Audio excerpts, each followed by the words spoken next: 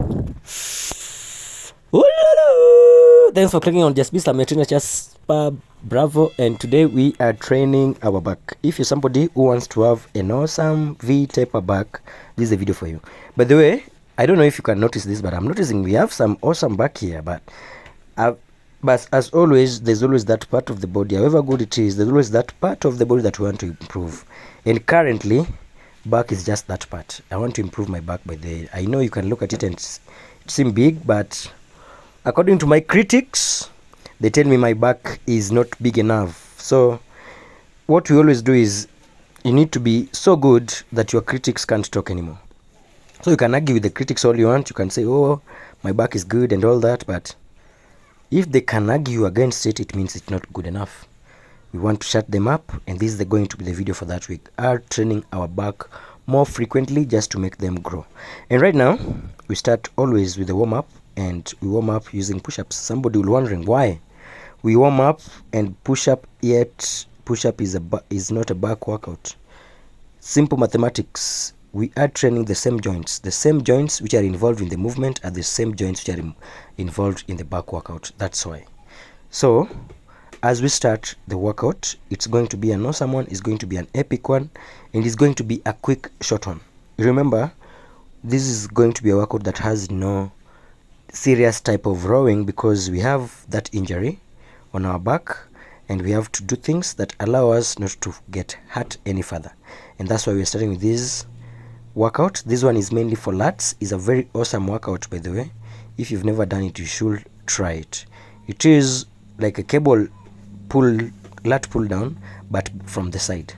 It really stretches that lats in a certain intensity that is not normal, by the way. You can't compare this to any other type of a rowing movement that is going to make you get this stretch. It's an awesome stretch, and it's just what we want. So we start with this, and we aim for high reps. That is 10. High reps is something at least 15 reps to 30 reps. And now we're going to the next one. And I want you also to understand that anytime when you are training your back, you need also to consider to isolate the back without involving the biceps, because it's always very tempting to involve the biceps when doing the back. And how you do that is by always engaging that back. You make sure that you squeeze that lat as you bring the weight up and down throughout the movement. That's the only way you're going to find yourself involving the back throughout this movement. So that is going to be the first set. We are going to the second set. We add a little bit of weight just to make it more intense. And I want you also to understand something, that if you ever find yourself injured, if you find yourself hurt, let's say you get an injury, always do your best to just try to stay in the gym, because staying at home completely and not working out doesn't serve you in any way. Of course, if you are so hurt that you are on a wheelchair, of course you can't come to the gym. Or if you are so hurt that there's no joint of yours that can work, or if you are bedridden, of course you need to stay at home. But if you just hurt, say just one arm is hurt, or let's say your bicep or tricep is torn, of course that's a serious injury. I'm not trying to look down on that, but that doesn't mean that you can't train totally. You can still come to the gym and train your legs. You can still train calves. You can still do some abs. The point is, always try your best to train around the injury that you have, so that you don't lose so much, because it becomes a problem when you are hurt. It means that specific muscle is not going to be trained, it's going to lose. That is okay, but now it becomes worse when not only that muscle is going to lose, but the rest of the body is going to do the same. The whole body you'll lose so much, because every body that is not trained, every body part that is not trained always tends to lose in strength and in muscle density. Just to avoid that, you simply concentrate on those body parts that are not affected. You train them so that those parts that are only going to lag behind are the ones which are hurt. That is good, because at least as you lose a certain muscle and certain body part, you don't lose everything, and the discipline still stays. Now we're going to the next workout, by the way, and this one is another good stiff arms lat pull down machine, and this one is also a very good workout for the lats, because right now we are concentrating on making that back really wide, and always if you want your back to be super wide, you need to train those lats, and when you want them to be thick, you need to train those traps.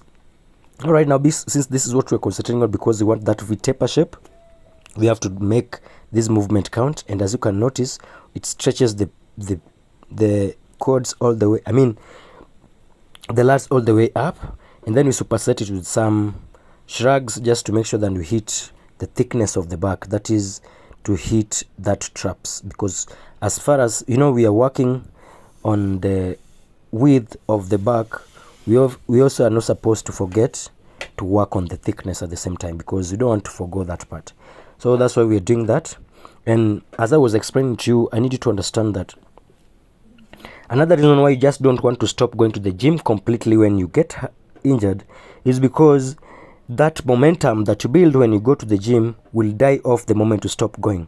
So just to keep that momentum on, just train those body parts that you can, because trust me, if you stop to the gym, I don't know if this only happens to me, but if you go to the gym for a certain time, a certain while, let's say 6 months or so, then you get injured, then you stop going for like a week, chances of you not going ever for the rest of the week increases drastically. So to avoid that, you do go to the gym even when you're hurt. Go to the gym even when you're hurt. I'll always preach this. Even if you are injured, go to the gym. In fact, that's one of the ways you test how disciplined you are. There's something that I actually believe in so much, that if you claim you are something, or if you want to be something, the universe will always give you opportunity to test you. So for instance, if you say that you're disciplined and you are a hardcore, there will be those days you'll get injured just for the universe to confirm if you are strong enough to train even when you are hurt. So if you get such an opportunity, and I call it, I'm choosing my words very carefully, when you get hurt, you should look at that as an opportunity to prove to yourself that you can keep going despite the challenges. And that is a good message you send to your subconscious mind, and makes you a stronger being, because the more you tell yourself that you can do things and you confirm them by action, you tend to respect yourself more, and your self-esteem rises consequently. So just to make sure you do that, always those times that you feel like that the bad times, that you feel like that the challenging times, you should be happy during those moments, because those are the moments for you to practice whatever you claim you are. Those are the moments to test your grit. Let's say, for instance, you're somebody who is working on their self-control. You want to be somebody who controls their temper and your emotions. Then you get yourself in a scenario where you find a lady or a guy or whoever who is just crampy, somebody who is just a dickhead, who wants to hurt you, who wants to trigger you. Anytime you find yourself in such a situation, you need not get mad. You need not get frustrated. In fact, you need to celebrate. And that sounds weird, but why I'm saying that is a moment for you to prove to yourself that you are whatever you want to be. It's like your time for examinations. It's time to test if you're really working on your self-control. How far have you moved with it? If you're somebody who says that you're somebody who is honest, always when you get yourself in a chance where it's so difficult to say the truth, you should be happy, because that's a chance for you to test yourself. And we always grow during the tests. Now this is the second set for the shrugs, and right now you can notice that we are supersetting them with some pull-ups. This is the only pull-ups that I can do right now, because the neutral grip is the one I can do, but the normal grip, this one is the one I can do, but the normal grip is a little bit tougher on my back because of that injury that I got. So I hope you understand why I do that. And after all, as I was telling you, it's okay if a certain grip doesn't work. Let's say if you do something and doing it hurts you, it's okay always to twitch it to a level that is comfortable, because safety is always the most important thing. We are just here to grow, get stronger, but also we need to do that safely, not to hurt ourselves. And so if you do anything that you feel is a little bit uncomfortable, it's okay to stop and twitch it, or stop it altogether and do something else. And I want you also to notice something, that anytime I do my shrugs, I take a very wide grip. And there is a reason for that, and the reason is specifically this. When you're doing your traps or the shrugs, and you do them with a very close grip of of the loads, what happens is you not really target that traps as best as possible. You get an awesome stretch when you have that open grip. So we had a total set of 2 sets for the pull-ups, 2 sets for the stiff arms, and 2 sets for the side lateral lat pull down. That gives us a total of 6 sets plus 3 sets of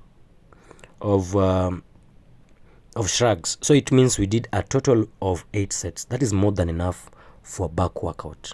If you do that, you'll feel some awesome pump. And this is not workout that you need to take forever in the gym. If you notice that you do this exact program and you took 2-3 hours in the gym, there must be a problem. Either you're resting too much, you're talking too much, or you're just doing something too much that is other than workout. But if you just get to the gym, you attack those weights, you rest enough between the sets, and you push yourself to the limit each and every set, and then you end the workout when it's done, you stretch and go home, you will not take more than 1 hour doing this workout. And that is very important because we are not here forever. So we have other things to do. So that's why we need to fix this. You do it very fast, then you do other things. So if you enjoyed the video, let me see you in the next one because it's going to be better than this one.